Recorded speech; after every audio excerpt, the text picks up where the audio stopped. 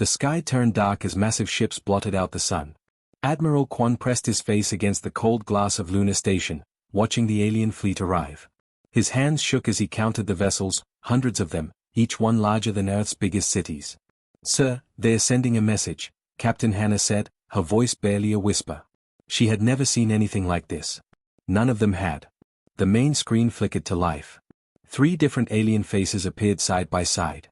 The first looked like a giant insect with multiple eyes that glowed red. The second seemed to be made of living crystal, its face sharp and angular. The third was covered in dark scales with teeth that looked razor-sharp. "People of Earth," the insect creature spoke first. Its voice was cold and mechanical. "I am Commander Zethos of the Zephyrian Empire. We have been watching your world for many years." Dr. Minho stepped forward, trying to keep his voice steady. "We welcome contact with your civilizations. Perhaps we can learn from each other." The crystal being laughed, a sound like breaking glass. "Learn? From you? We are the crystalline hegemony. We have studied your species for decades. You are nothing but violent children playing with dangerous toys." The scaled creature showed its teeth in what might have been a smile. "I am Hunt Leader Vex of the Void Hunters. Your species interests us greatly. You fight each other constantly. You destroy your own planet. You cannot be trusted with freedom." Quan felt his heart sink. This was not the first contact humanity had dreamed of. "What do you want from us?" "Simple," Commander Zethos replied.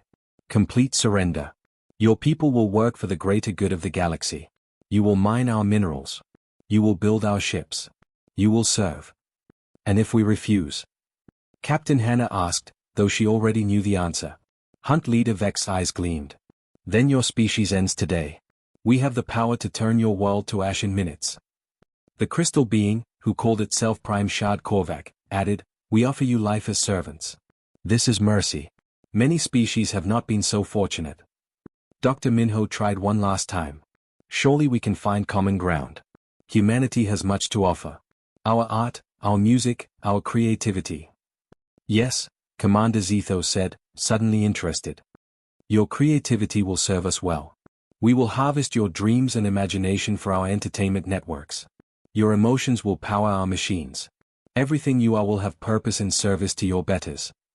Quan watched the screen showing Earth below. Major cities were already surrounded by alien ships. Fighter jets scrambled to meet the invaders, but their missiles bounced harmlessly off energy shields. Nuclear submarines launched their deadliest weapons, only to see them disintegrated by beams of light. "You have 1 hour to decide," Hunt Leader Vex announced. "Surrender, or watch your world burn." The transmission ended, leaving the Lunar Station crew in stunned silence. Hannah was the first to speak. "We have to fight. We can't just give up." "With what?" Minho asked bitterly. "They just brushed off nuclear weapons like they were toys. Our most advanced technology is thousands of years behind theirs." Quan looked at the tactical display. Earth's orbital defense platforms were already being destroyed one by one. The alien ships moved through space with impossible grace, their weapons cutting through human defenses like a hot knife through butter. "Sir, we're receiving surrender broadcasts from world governments," a communications officer reported. "Brazil just capitulated. The European Union is negotiating terms.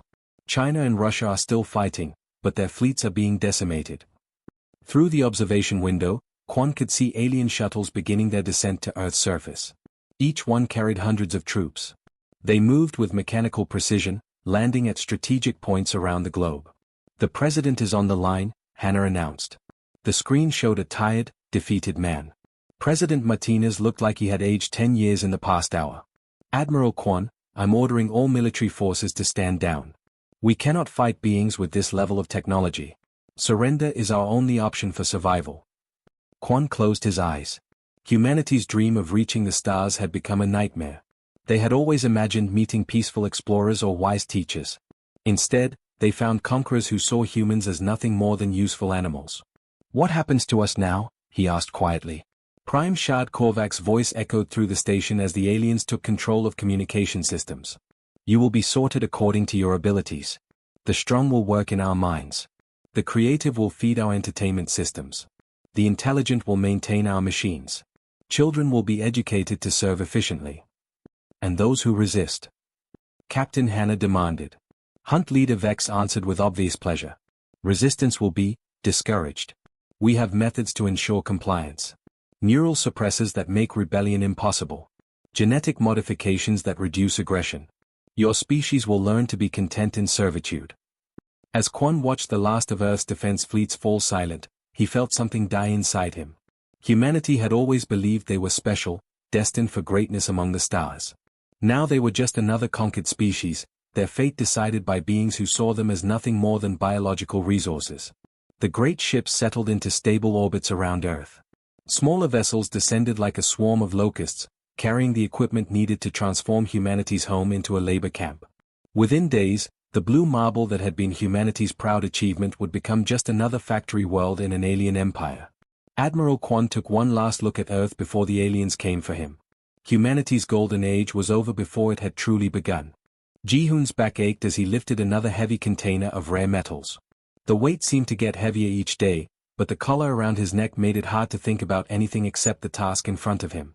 The neural suppressor sent small pulses into his brain every few seconds, keeping his thoughts simple and focused only on work. Around him, thousands of other humans moved like sleepwalkers through the mining facility that used to be Seoul. The beautiful city he remembered from his childhood was gone. Now massive drilling towers reached into the sky, pulling precious materials from deep underground. The air smelled of metal and chemicals, and the constant noise of machinery never stopped. "Move faster, human," growled the crystalline overseer. Its body looked like it was carved from blue diamond, and its voice sounded like grinding stone. "The quota must be met today." Ji-hoon nodded without speaking. The suppressors made conversation nearly impossible anyway. Even thinking took great effort. He could barely remember what life was like before the aliens came. Sometimes at night, fragments of memories would surface, playing in parks, laughing with friends, the taste of his grandmother's cooking. But these thoughts felt like dreams from someone else's life. In another part of the facility, Sujin sat perfectly still in a white chair. Wires connected to her head fed directly into alien machines. She had once been a painter, creating beautiful works that filled people with joy. Now the Zephyrians use special technology to pull creativity directly from her mind. "Think of something beautiful," the insect-like technician commanded. Its multiple eyes watched readouts on a screen. "Your people's art feeds our entertainment systems across 17 worlds." Sujin tried to resist, but the machines in her brain made rebellion impossible. Against her will, images of flowers blooming, children laughing, and lovers dancing filled her thoughts. The aliens captured these visions and twisted them into bizarre entertainment for their own kind. Each session left her feeling more empty inside. Her eyes, once bright with artistic passion, now stared at nothing. The fire that had driven her to create was slowly being drained away, drop by drop, thought by thought. Deep in the underground mines, Young-ho dragged heavy equipment through narrow tunnels. The Void Hunters preferred to work in darkness, and they treated humans like tools that could be thrown away when broken. His hands were cut and bleeding from the sharp metal, but showing weakness meant immediate replacement. "This one is slowing down," hissed one of the scaled creatures to another. "Should we dispose of it?" "Not yet," came the reply. "These humans are useful for a few more months before they break completely." Young-ho forced himself to move faster. He had seen what happened to workers who could no longer keep up. The Void Hunters simply left them in the deep tunnels to die. No ceremony, no burial, no remembrance. Just another piece of broken equipment. The worst part was not being able to help the others. The neural suppressors made it impossible to organize or plan together. Each person was trapped in their own isolated bubble of controlled thoughts. In the emotion harvesting facility, Captain Unseo watched helplessly as alien technicians prepared another group of children for processing. She was no longer called by her name, just prisoner designation H-4471. The number was tattooed on her arm in glowing alien symbols. The children were placed in glass chambers that amplified their feelings. When they felt scared, the fear was captured and turned into energy. When they laughed, their joy became fuel for alien cities. Even their tears were valuable resources. "Please," Unseo whispered to the crystalline supervisor, though speaking was agony with the suppressor active. "They're just children." "Children produce the purest emotional energy," the crystal being replied coldly. "Their feelings are not yet complicated by adult reasoning.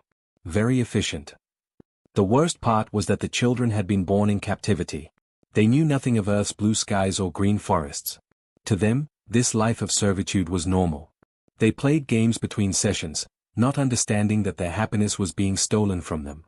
During the brief rest period, Minute G managed to whisper to a few other workers. Speaking was like trying to think through thick fog, but some communication was still possible. More ships left yesterday, she said quietly. Heading to the outer colonies. The others nodded weakly. They had all seen the transport vessels carrying thousands of humans away from Earth. The aliens were spreading humanity across the galaxy, making sure no large groups could form in one place. My brother was on one, Young Ho said, his voice barely audible. Sent to mine asteroids near the galactic rim. I'll never see him again. This was the aliens' greatest cruelty, not just enslaving humanity, but tearing families apart. Brothers and sisters, parents and children, all scattered across different worlds. The suppressors made it impossible to remember loved ones clearly, so even grief was muted and distant. Each night, the workers returned to their barracks, simple metal boxes with basic sleeping facilities. No privacy, no personal possessions, no hope of anything better. The suppressors kept them too numb to despair properly, but not numb enough to stop feeling the loss. 50 years had passed since the conquest. An entire generation had grown up knowing only servitude. The proud civilization that had reached for the stars was now nothing more than a source of labor and resources for alien empires. As Ji-hoon lay on his narrow bunk, staring at the metal ceiling, he tried to remember what freedom felt like. But the memories were fading, just like everything else that had once made humanity special. Dr. Sung-ho noticed it first during his medical rounds. The neural suppressors were supposed to make human thought simple and slow, but something strange was happening. When he looked at injured workers, he could instantly see exactly what was wrong with them, as if their bodies were transparent machines. The suppressor collar around his neck buzzed constantly, trying to keep his mind dull. But instead of making him stupid, it seemed to be forcing his brain to work in new ways. Like water finding cracks in a dam, his thoughts were flowing through pathways he never knew existed. In Mining Station 7, Ji-hoon discovered he could see the inner workings of every machine around him. When he looked at the massive drilling equipment, detailed blueprints appeared in his mind. He understood how each gear turned, how every circuit carried power, how the whole system worked together. The alien overseers saw him working faster and more efficiently, but they didn't understand why. The suppressor readings showed his brain activity was normal, quiet and controlled. They had no idea that beneath the surface, his mind was mapping their entire operation. Ji-hoon started making tiny adjustments to the machinery. Nothing the aliens would notice, but the equipment ran smoother. He began to understand their technology better than some of their own technicians. Sujin sat in her creativity extraction chair, wires pulling thoughts from her mind while alien technicians watched their screens. They saw the surface images, flowers, landscapes, human faces. But deeper in her consciousness, protected from their detection, other thoughts were forming. The forced creative sessions had taught her brain to work on multiple levels at once. While the aliens harvested her artistic visions, another part of her mind was solving complex problems. She was designing weapons, planning strategies, mapping alien weaknesses. The neural suppressor couldn't detect this hidden activity because it looked like ordinary imagination. During one session, she visualized a beautiful garden. The aliens captured this image happily. But hidden in the pattern of flowers was a detailed schematic for disrupting crystalline communication networks. The art was also engineering, and the aliens saw only what they expected to see. Deep in the mines, Young Ho began noticing patterns in how the Void Hunters moved and behaved. The suppressor made direct observation difficult, but his enhanced pattern recognition was working automatically. He could predict which tunnels they would inspect, when they would change shifts, where their attention would be focused. More importantly, he started to understand their psychology. The Void Hunters were predators, but predators had weaknesses too. They relied on fear and intimidation. They expected prey to run or freeze in terror. They had blind spots in their thinking, just like any hunting animal. Young Ho began moving differently in the mines. Small changes that made him harder to notice, paths that kept him in the hunter's psychological blind spots. Other workers started copying his movements without understanding why, spreading the behavior like a hidden infection. The real breakthrough came when these enhanced humans began finding ways to communicate. The suppressors blocked normal speech and conscious planning, but they couldn't stop unconscious signals that looked like random behavior. Ji-hoon tapped the rhythm of his work on metal pipes. To the aliens, it sounded like normal mining noise.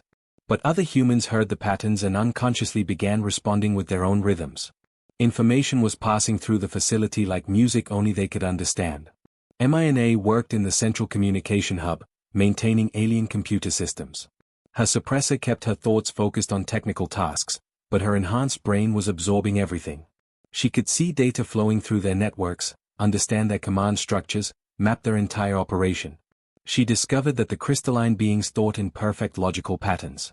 Their minds were like giant computers, processing information in orderly sequences. But this made them predictable. If you understood their logic, you could anticipate their decisions. The Zephyrians were different. They thought in rigid hierarchies, always following chains of command. But this made them vulnerable too. Remove the right commander, and entire units would become paralyzed, unable to act without orders.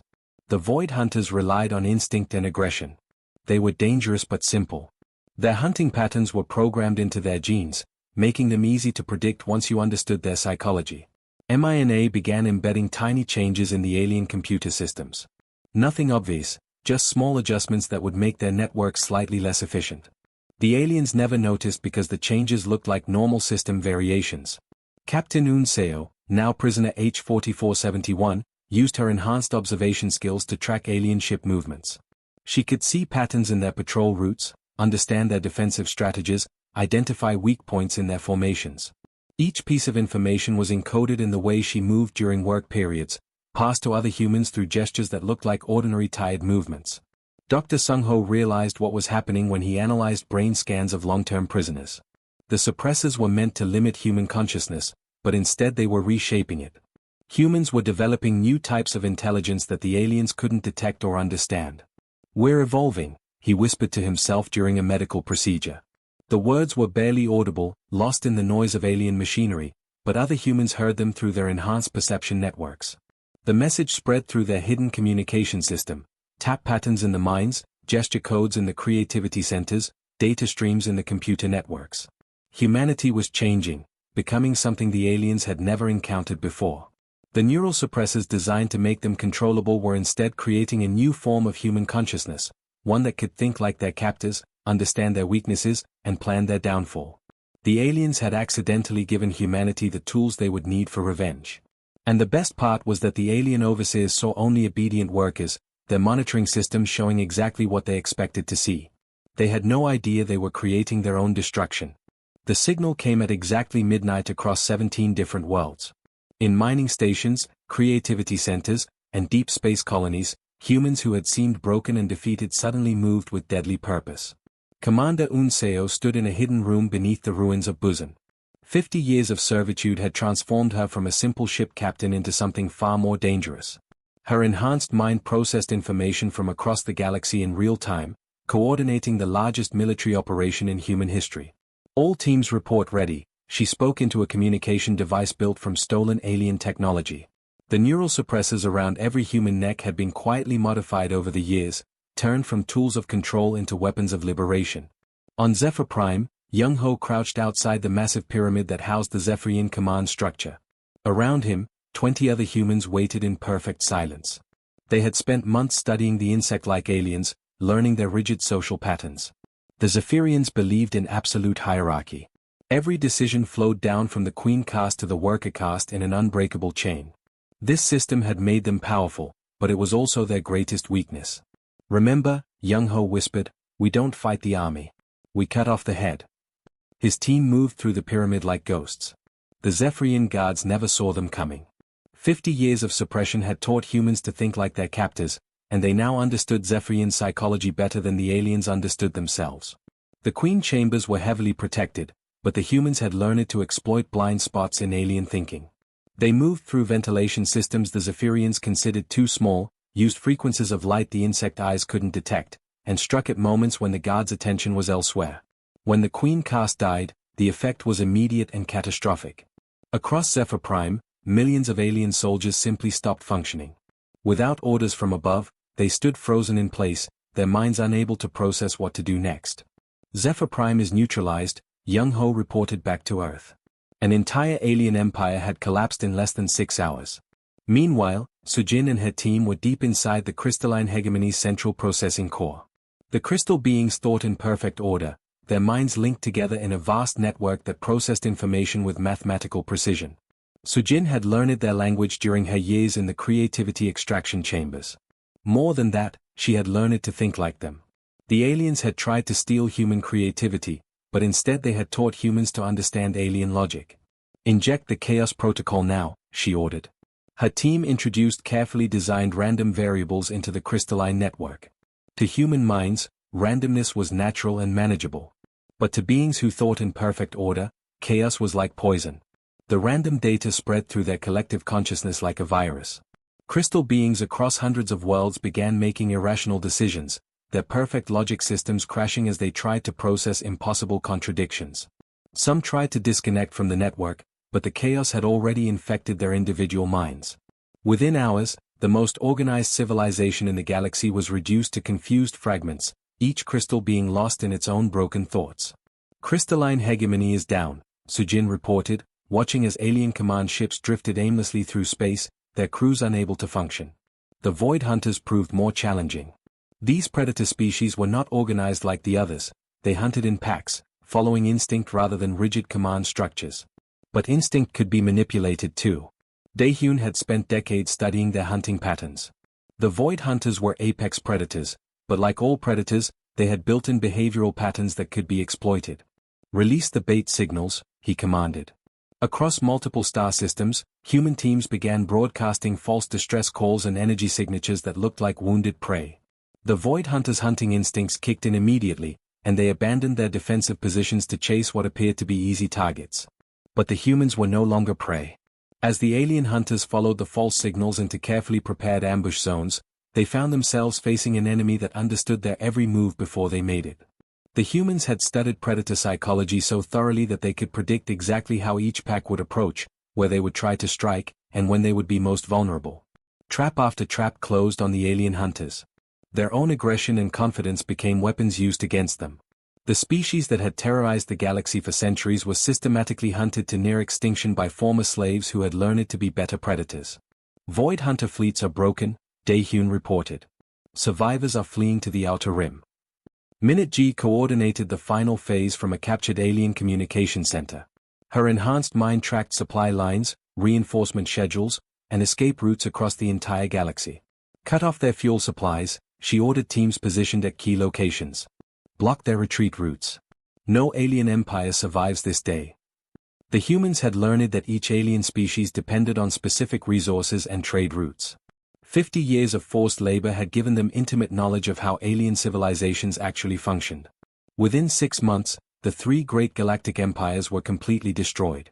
Not through brute force or superior technology, but through perfect understanding of alien psychology and systematic exploitation of their deepest weaknesses. Commander Unseo stood among the ruins of alien command centers, watching as former slaves became the new masters of the galaxy. The neural suppressors had tried to break human consciousness, but instead had forged it into something unprecedented. Humanity had become the ultimate adaptive species, capable of thinking like any other race, understanding any psychology, and exploiting any weakness. The aliens had created their own perfect enemy. Admiral Kwon stood at the same window where he had watched humanity's enslavement begin 50 years ago. But now everything was different. His hair had turned white, and deep scars marked his face from decades of hidden resistance. Outside, alien ships approached Earth, not as conquerors, but as defeated supplicants begging for mercy. The observation deck of Lunar Station had been rebuilt. Where alien overseers once stood watching human slaves, now human commanders observed the remnants of 3 broken galactic empires. The tables had completely turned. A soft chime announced incoming visitors. The doors opened, and the surviving alien leaders entered slowly. They moved like broken creatures, their proud bearing replaced by fear and desperation. The former Zephyrian Overmaster came first. Once, his insect-like form had towered over human prisoners with arrogant authority. Now he was bent and trembling, his multiple eyes darting nervously around the room. Behind him shuffled a few remaining members of his species' leadership caste. "Great Admiral," the Overmaster said, his voice shaking as he dropped to his knees. "We come to offer tribute. Our remaining resources, our knowledge, our service, anything you desire. We ask only for mercy." Captain Hannah, now wearing the crisp uniform of the Terran Federation, stepped forward. The years had changed her too. Where once she had been an optimistic young officer, now she carried herself with the quiet confidence of someone who had seen empires fall. "Mercy," she repeated, her voice cold but not cruel. "That's exactly what you'll receive. But understand this, we will not create new slaves to replace the old masters. You have two choices: true equality in a democratic federation, or exile to the Outer Rim territories. The crystalline collective speaker approached next. Its crystal form, once brilliant and sharp, now appeared dull and cracked. The perfect order that had defined their species for millennia was shattered, leaving them confused and lost. We choose to serve alongside our former slaves, it said, the word sounding strange from a being that had once considered humans inferior animals. We understand now. Our perfection was imperfect. Behind the crystalline being came the few surviving void hunters. These apex predators now moved like frightened prey animals, their hunting instincts broken by humans who had proved to be superior hunters. Mina entered from a side door, carrying data tablets and wearing the diplomatic insignia of the new Federation. She had spent the last months negotiating surrender terms with dozens of alien species across the galaxy. The terms are simple, she announced, her voice carrying throughout the room. Every species contributes according to their abilities. No neural suppressors. No caste systems. No exploitation of any kind. Decisions will be made by democratic consensus, with every voice heard equally. The alien leaders listened in stunned silence. These were concepts completely foreign to their way of thinking. For thousands of years, they had ruled through force and fear. The idea of actual equality seemed impossible to understand. But, how do you maintain order without hierarchy? Asked the Zephyrian Overmaster. How do you make decisions without a ruling class? You learn, Captain Hannah replied simply. The same way we learn to think like you. The same way we learn to exploit your weaknesses. You'll adapt, or you'll be left behind. Dr. Sung Ho approached from the medical bay, his scanner showing the neural patterns of the humans in the room. The changes were still visible, the enhanced cognitive pathways, the adaptive thinking patterns, the ability to process multiple perspectives simultaneously. Admiral, he said quietly, the modifications are permanent. We can never return to what we were before the suppressors changed us. Quan nodded slowly, looking out at the stars beyond the window. Earth's blue marble hung in space, beautiful and free once again. But humanity itself had been fundamentally altered by 50 years of oppression and the struggle for liberation. Good, he said finally.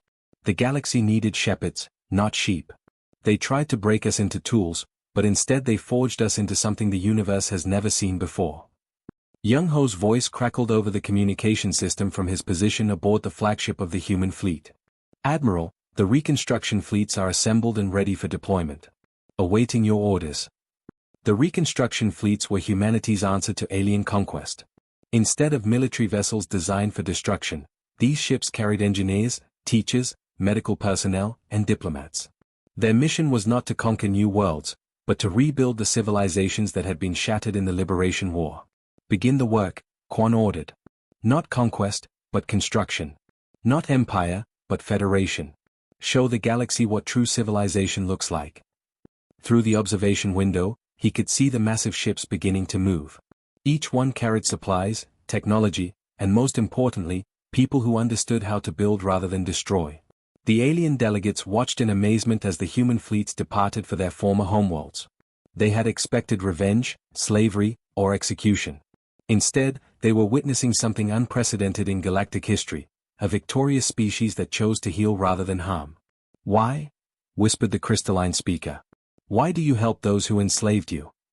Admiral Quan turned from the window, his weathered face showing both the pain of past suffering and the hope of future possibilities. Because someone has to break the cycle, he said. For too long, this galaxy has been ruled by fear and force. It's time to try something different. It's time for true unity among the stars. The age of galactic empires was over. The age of the Federation had begun.